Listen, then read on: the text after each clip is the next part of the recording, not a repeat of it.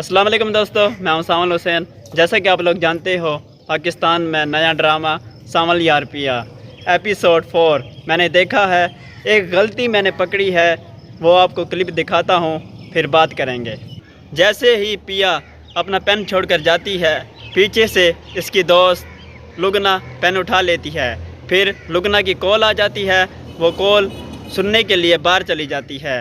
जैसे ही पिया आती है, वो अपना पेन देखती है, उसका पेन नहीं होता। वो फिर अपनी दोस्त लुगना को ढूंढे ना, उससे पूछे मेरा पेन कहाँ गया, मेरी दोस्त लुगना कहाँ गई। उसने ये नहीं पूछा, वो चली गई फिरोज़ खान के पास। आपके पास मेरा पेन है, मेरा पेन वापस दे दो। वो तो उसकी आंखों में डूब गया फिरोज़ खान। फिर उसने पेन दे दिया बड़े प्यार से।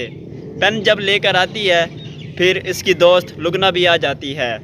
फिर उसे कहती है, ये जो पीछे बैठा है इसने मेरा पेन चुरा लिया। फिर लुगना उसकी दोस्त उसको कहती है, तुम्हारा पेन तो मेरे पास है। मेरी वीडियो अच्छी लगी तो लाइक करें, चैनल सब्सक्राइब करें, आगे शेयर भी करें, अच्छे अच्छे कमेंट्स भी करें।